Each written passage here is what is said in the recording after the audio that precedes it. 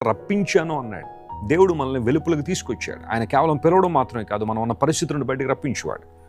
పేతురు మహాశయుడు అదే అంటాడు, ఒకప్పుడు మనందరం చీకట్లో ఉన్నాం, కానీ ఇప్పుడు ఆశ్చర్యకరమైన తన వెలుగులో నడిపించబడ్డాం. ఎందుకు అంటే ఆయన స్తోత్రమును ప్రచురించేయనట్లుగా రాజులని యాజక సమూహంగా ఆయన సొత్తైన ప్రజలంగా ఏర్పరచబడిన వంశంగా మనం ఉండాలనే ప్రభు మనల్ని పిలిచాడు, మనల్ని రప్పించాడు. చీకట్లో ఉన్న మనల్ని, బంధకాల్లో ఉన్న మనల్ని, అపవాది యొక్క భయంకరమైన అనుభవాల చేత నింపబడిన మనందరినీ కూడా ప్రభువు పిలిచి రప్పించి తన మహిమ కొరకు వాడుకుంటున్నాడు. ఆయన నువ్వు ఏర్పరచబడిన వంశంగా ఉన్నావు.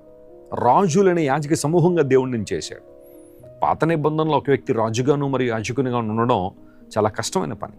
కానీ నూతన నిబంధనలో యేసుక్రీస్తు ప్రభు వారి రక్తము ద్వారా మనల్ని రాజులుగాను మరియు యాజకులుగాను ఆయన మనల్ని చేశాడు. ఆయన్ను సేవించినట్లుగా, ఆయన కొరకు మనం జీవించినట్లుగా ప్రభు మనకు సహాయం చేస్తున్నాడు. అంత మాత్రం కాదు, అతని మార్గము తేజరిల్లును అంటే క్రీస్తు ప్రభు మార్గములు ఎవరైతే నడుస్తున్నారో, ఆయన చిత్తములు ఎవరైతే నడుస్తున్నారో వారు చీకట్లో నడవడం లేదు, చీకటిని జయించారు, వెలుగులో నడుస్తున్నారు. వెలుగు ఎప్పుడూ కూడా ఒక మనిషికి అవగాహన ఇస్తుంది, క్లారిటీ ఇస్తుంది. ఎటు వెళ్ళాలి అనేది, ఏం చేయాలనే ఒక అవగాహనలోనికి మనిషి వస్తాడు. ప్రభు తన వెలుగులోనికి మనల్ని నడిపించే దేవుడు.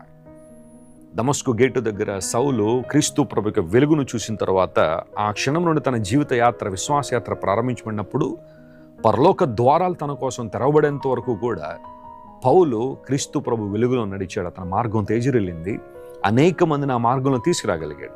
దేవుని బిడ్డ నమ్ము, ప్రభువు నీ జీవితాన్ని వెలిగించగలిగినవాడు, వెలుగులో నడిపించగలిగినవాడు. నీ చేతిని ఆయనకి ఇస్తే, ప్రభువా నీవు నన్ను నడిపించిన ఆయన, నీ చిత్తానుసారంగా నన్ను నడిపించు అని ప్రార్థనాపూర్వకంగా దేవుని వైపు చూడగలిగితే అసాధారణ కార్యాలు చూస్తావు. ఈ రోజంతా ఈ వాగ్దాన్ని క్లెయిమ్ చేసి ప్రభువును స్తుతించండి. ప్రభువు మీ జీవితంలో అద్భుతాలు, ఆశ్చర్యకార్యాలు జరిగించును గాక.